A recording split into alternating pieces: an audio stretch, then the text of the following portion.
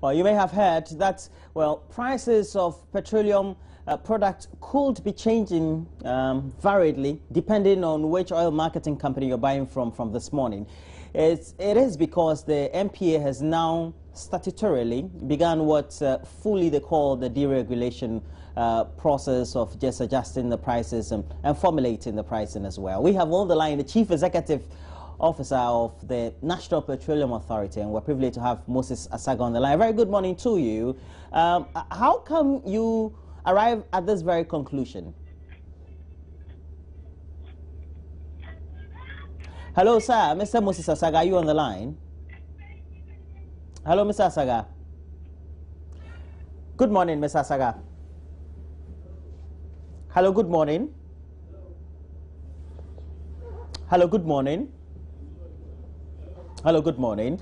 Well, we seem to have lost him on the line, but this is how it goes.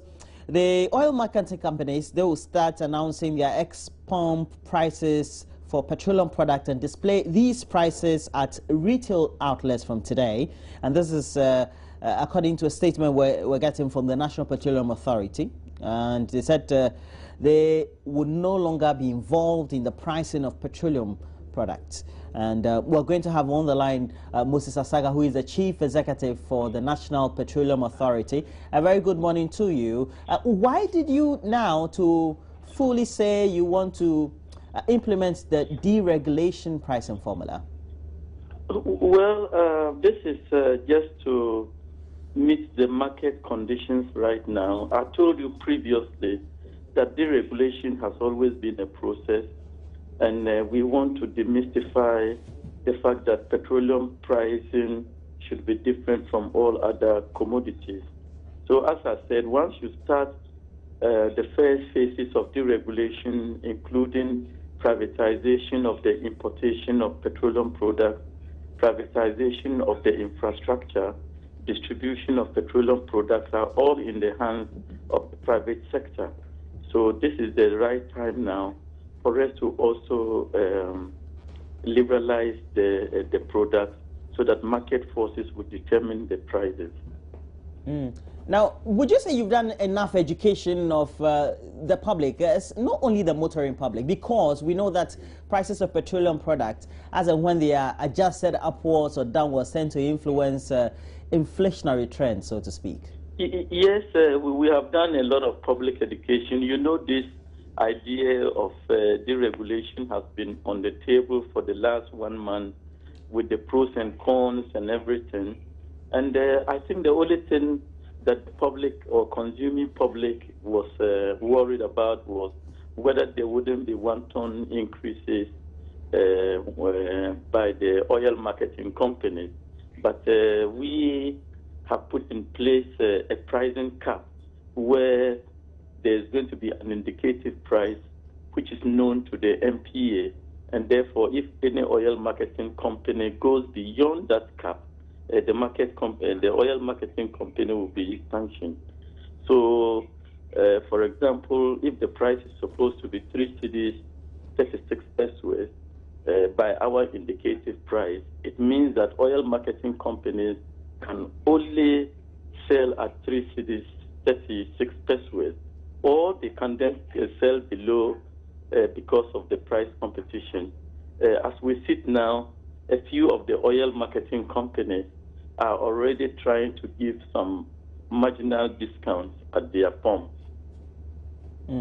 But how will this go by? Let's say the current trends we have as far as pricing is concerned in the international market, and based on well, what the charges are or the freight is, cutting those products into Ghana by the BDC, so to speak. How is that going? Yeah, there's always an ex-ref price that is quoted by the BDC, which the OMCs are already transacting with them.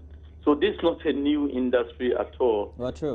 Since 2005, BDCs have been selling to oil marketing companies with the same conditions of FOB prices, freight prices, suppliers premium. It has never been a big deal. It's just that government has always controlled the prices at the ex-pump. But the value chain of transaction has always remained in the hands of private sector. So it's not new. All that we are saying is that we want there to be competition. We do not want government to be accruing unnecessary subsidies because of lack of competition in the market. So it's no big deal at all. These transactions have been going on, and the BDCs even have been giving discounts, varying discounts to various oil marketing companies. The only thing is that because we cap the price, the oil marketing companies are not able to pass their discounts to the ex-pump. So we are hoping that in the regime of moderate prices on the international market, we should also be seeing moderate prices in Ghana. Well, we do understand that. So in scenarios where there are no moderate prices on the international market, and then let's say we're in an election year and government is worried about the upward adjustment of the fuel prices, and now that you say you're going to implement deregulation, and so we hit around November 2016, and the international price for crude is between, let's say, $80 to $90. What happens to the pricing formula? Yeah, but I mean, as I say, it's due to market forces. Well, we do understand. But please, you have asked me a question. Let me also settle and answer. Please do, When you sir. were asking the question, I didn't interrupt you. Please do, sir. You have been very selective in going to an election year. And I'm saying that it's neither here nor there in an election year. Because when prices are moderate, nobody comes to thank the government that prices are moderate because oil marketing companies have maintained moderate. Why is it that if due to market forces prices go up, then you come and then say that it's an election year, so we are angry? That would be politicizing the market. It's just like telling me that if it's getting to Christmas and rice price goes up, do we go to complain to any government? All previous governments, did we go to complain that why has rice gotten up because it's Christmas? So it's neither here nor there. It's the market force. When your cement price go up, you don't go and complain to government that why has my cement price gone up? You know, so in the same way, fuel too should be treated the same way. Yes. Okay. Yep. Perhaps maybe I should have asked the question better, whether there won't be any interruption or any leverage by government within that period, so to speak, just to make sure that... Yeah, but as I told you already, the NPA would continue to monitor prices. So once the NPA is monitoring the prices, if prices on international market increases, definitely it will reflect in the NPA indicative prices, and NPA would be able to tell the oil marketing companies that this is what the price is supposed to be. You are not supposed to take undue advantage of customers. So this is a starting process. So for us to be delving deep into the unknown will sometimes be very difficult. Okay. Yes. So you're let's saying... walk it gradually. You're saying I'm being preemptive? And that's, yes, okay. Yes. All right. Yes. I have my colleague here, Mama View also, but you should want to ask you a question or two, sir. Yes, yes. Mr. Asaka, I want to find out if there are subsidies on the commodity as it is today. Well, we don't anticipate subsidies. The previous subsidies are being ring-fenced, and they will be paid by government and NPA.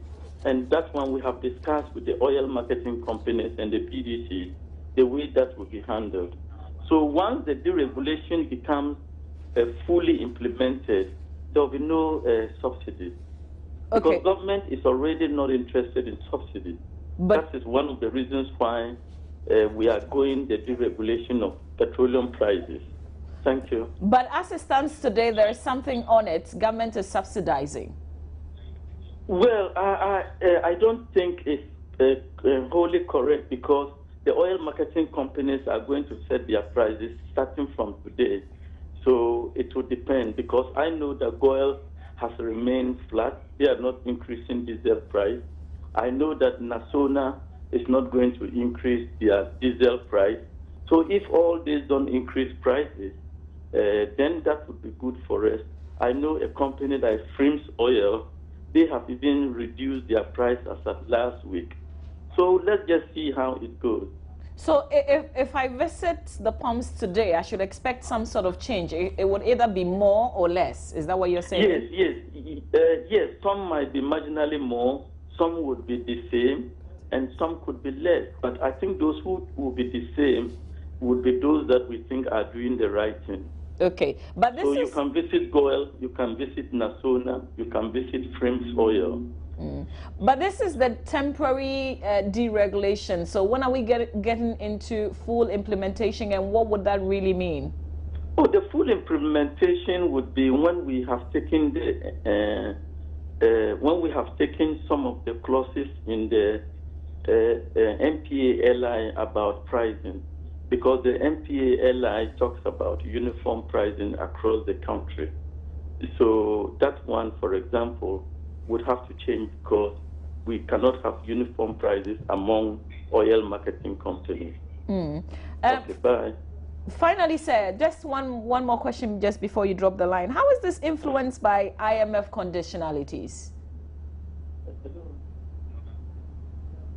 Hello, Mr. Saga. Hello, Mr. Saga. Okay, so we seem to have lost him there. Because there's also a lot of talk, Roland, about the fact that this has something to do with IMF. Otherwise, why are we suddenly doing this? The whole proposal we took to the IMF, and for which the IMF also gave us, I guess, key terms, and we know this is a public document, is you make sure you cut down cost. And if you're cutting down cost, it means that additionally you don't incur costs on whatever petroleum product that are imported into the country. That is why perhaps also it's been speculated we don't have a lot more intake of personnel into various sectors of the public service, except perhaps for education, for health, and those critical sectors as well. So it's a huge question that will be asked continuously the next couple of weeks, or even the next couple of months when the deregulation pricing formula is fully implemented. The point is we will come to a certain point in time next year where perhaps prices would go up, if and then we'll the see. the leading OPEC country decide to increase production or reduce production or try to influence the pricing formula internationally. When they start to go up, and let's say it is that time of the period when the prices are going up, and we have given the free for all, at least even though with a cap for the OMCs to be adjusting their prices. When it goes up, and because you claim you're deregulating, you don't have your hands in it. Yeah. If you come to interfere, we can't talk hedging and all those things. Right. I mean, that would be out of the hands of the MPA, right? Hedging is even at the other side. That is if the pricing, let's say we're talking about retail pricing, and it's up, and people are feeling it, and it's going up because you claim you've left it to the OMCs. Well, at what point will government come in? If government comes in, then are you sticking to that commitment you made early on, like from now, that you're not going to have your hands in it? You're not going to subsidize. Okay, well, I mean, this is Ghana, because voters, and we've seen the government has interfered before. I'm not talking necessarily about this government. It's happened in the Kufuor regime before. Well, we'll see. I mean, maybe we won't get there. But he says that we're being preemptive. So but we have to make way for my banner now, because we know that our colleague Muslims, they will start their fasting on Thursday. And I've always said that they do a really good job. Charlie, fasting is not easy. So if you're getting ready to go on it on Thursday, we'll be sharing some little tricks here and there, how not to get yourself hungry. And when you really feel hungry, what can you do? All right, so all the tips coming up right here. But because also we have a thorough discussion with a leading Islamic scholar on the subject of the significance of the fast itself and how you have to go about it. Yeah. All right. So stay with us. This is the AM show. Only the significant issues is what we talk about. Stay with us.